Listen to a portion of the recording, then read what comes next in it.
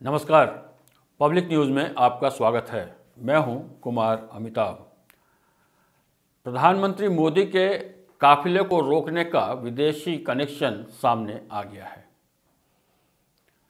Sikh for justice संगठन के leader Gurpatwant Singh ने अपने किसान भाइयों को और पंजाब के लोगों को बधाइयां दी हैं।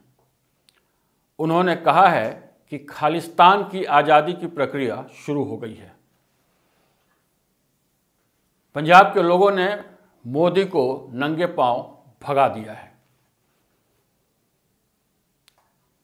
गुरपतवंत सिंह के अनुसार 5 जनवरी से खालिस्तान के लिए जनमत संग्रह का काम पंजाब में शुरू हो गया है और अब वहां भारत का शासन नहीं चलेगा। अब पंजाब अलग हो जाएगा। इस सिलसिले में शायद 1 साल पहले से तैयारी चल रही थी। कुछ ऐसे अवांछनीय वीडियो सामने आए हैं जिनके बारे में बताया जा रहा है कि वो 1 साल पहले ही लॉन्च हुए थे। उनमें प्रधानमंत्री मोदी को ठीक उन्हीं परिस्थितियों में फंसा हुआ दिखाया जा रहा है जिस तरीके से वह उनका काफिला रोका गया था। उन वीडियो ग्राफिक्स में यह दिखाया गया है कि प्रधानमंत्री मोदी की शक्ल का एक व्यक्ति घेर लिया गया है। 3-4 अलग अलग वीडियो हैं। पहले वीडियो में दिखाया जाता है कि ट्रैक्टर से प्रधानमंत्री मोदी को खदेड़ा जा रहा है। फ्लाईओवर पे प्रधानमंत्री मोदी उतरकर गाड़ी से भाग रहे हैं। उनके सुरक्षाकर्मी भी मौका मिलते ही भाग छूटे हैं और अकेले प्रधानमंत्री भाग रहे हैं। दूसरी तरफ से एक कार आकर उनका रास्ता रोक लेती है और फिर प्रधानमंत्री मोदी वापस जब लौट रहे होते हैं तो फिर एक ट्रैक्टर उनका रास्ता रोकता है और वहां पे चारों तरफ से हाथों में हथियार, लाठी डंडा लिए लोग उन्हें घेर लेते हैं और प्रधानमंत्री मोदी को बीच सड़क पर गिरा दिया जाता है। इसी तरह का एक दूसरा वीडियो भी सामने आया जिसमें एक कार जिसमें बहुत बड़े चक्के लगे हुए हैं, उनसे मोदी को खदेड़ा जा रहा है, खेतों में दौड़ाया जा रहा है। और उसके बाद एक व्यक्ति बहुत ही खतरनाक तरीके से हाथ में कटीले डंडे से मोदी के ऊपर वार करता है और उन्हें गिरा देता है। पागलों की तरह चीखते लोग उन्हें चारों तरफ से घेरे हुए हैं। इसी से मिलता जुलता तीसरा वीडियो भी है। सभी में यह दिखाया जा रहा है कि किस तरह मोदी को घेर कर खत्म कर दिया जाएगा। इस भयानक षड्यंत्र से अब तक हमारी सुरक्षा एजेंसियां, खुफिया एजेंसियां क्यों गाफिल रहीं, यह बड़ा प्रश्न चिन्ह लगता है। सरेआम ऐसा वीडियो YouTube पर चलता रहा। लोग एक दूसरे तक पास करते रहे, देखते रहे और सुरक्षा एजेंसियों को भनक तक नहीं लगी।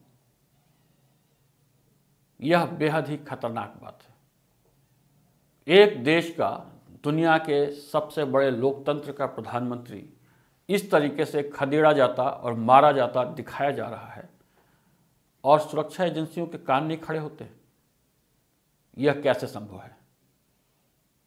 अब सारा मामला बहुत साफ साफ खुल गया है।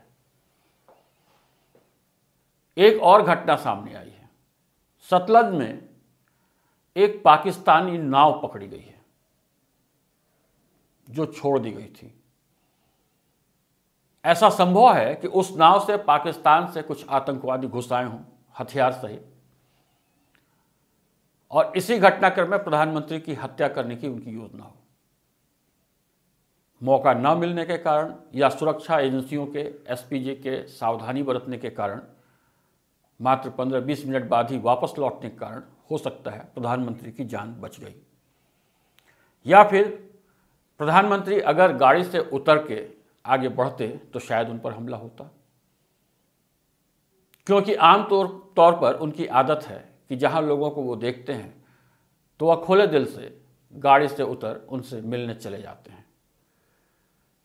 उन्हें शायद ऐसा लगा होगा कि यदि प्रधानमंत्री गाड़ी से उतरकर बाहर आते हैं तो उनके ऊपर अचानक हमला किया जाएगा, क्योंकि प्रधानमंत्री की गाड़ी बहुत ही सुरक्षित है, उस पर गोली तो क्या बमों का भी असर नहीं हो सकता। तो अब यह स्पष्ट संदेश मिल चुका है कि उन्हें मारने की प्लानिंग चल रही थी। जब भी जैसे भी मौका मिले ऐसे ही किसी स्थान पर उन्हें घेर कर खत्म करने की कोशिशें खालिस्तानी आतंकवादियों द्वारा की जा रही हैं।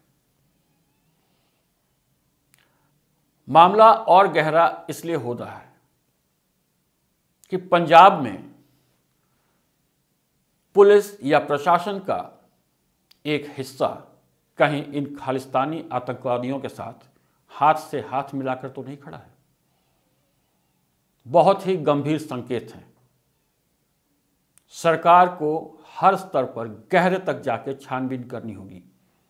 अब यह केवल एक मामले की छानबीन या जांच पड़ताल का मामला नहीं रह गया है। जिस तरीके से कश्मीर में समस्त प्रशासन को छान छान करके चुन चुन करके देखा गया कि कौन से लोग आतंकवादियों के साथ शामिल हैं और उनके साथ मिले हुए हैं, उनकी सहायता कर रहे हैं, उसी तरह पंजाब प्रशासन में खालिस्तानी कहां तक पैठ बना चुके हैं, इसकी जांच पड़ताल एकदम अनिवार्य आवश्यक हो गई है। इस घटना से यह साफ साफ पता चलता है कि पंजाब प्रशासन के माध्यम से ही खालिस्तानियों को यह सूचना मिल गई थी और उन्होंने अपने किसान बंधुओं की मदद से प्रधानमंत्री को रास्ते में अटका के, फंसा के और फिर घेर कर मारने की योजना बनाई थी, जो सतर्कता की वजह से तात्कालिक सतर्कता की वजह से सफल नहीं हो पाई। आश्चर्य की बात यह है कि प्रधानमंत्री का काफिला जब उस सड़क पर था, अटका हुआ था, उस दौरान उस सड़क पर गाड़ियों की आवाजाही भी नहीं रोकी गई थी। जब उनका काफिला वापस लौटने लगा तो बहुत से लोगों ने जो उसी सड़क पे गाड़ियों से आ रहे थे खड़े होकर उनकी वीडियो और तस्वीरें बनाई। एक आध दर्शक ने तो बहुत आश्चर्य भी व्यक्त किया कि यह किस तरह की सुरक्षा पंजाब पुलिस कर रही थी। आमतौर पे प्रधानमंत्री राष्ट्रपति का जब इस तरह का मूवमेंट होता है तो उस सड़क पर किसी को आने जाने तक की इजाज़त नहीं होती। सामने कोई खड़ा नहीं हो सकता, उसे मुंह पीछे करके खड़ा होना पड़ता है। हर एक 50 मीटर पे पुलिस वाले सामने होते हैं। इस दृष्टि से देखा जाए तो अब यह बेहद ही गहन छानबीन और जांच का मामला बन चुका है। सुप्रीम कोर्ट ने भी इसमें बहुत ही सख्त निर्णय लिया है। कहा यह जा रहा था कि इस मामले की जांच अब NIA से करवाई जाए, क्योंकि राज्य सरकार और केंद्र सरकार दोनों ने जांच की घोषणा कर दी और लेकिन दोनों एक दूसरे के विपरीत बयानबाजी कर रहे हैं।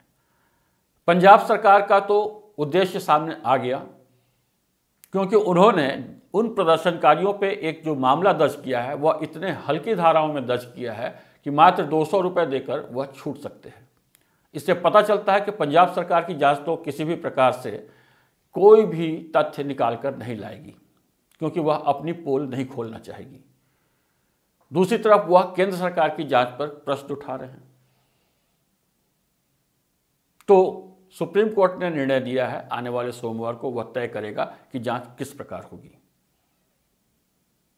देखना है कि सरकार, केंद्र सरकार खासकर पंजाब के प्रशासन के ऊपर किस तरीके से कार्रवाई करता है और कितनी गहनता से इसकी छानबीन और जांच के आदेश देता है।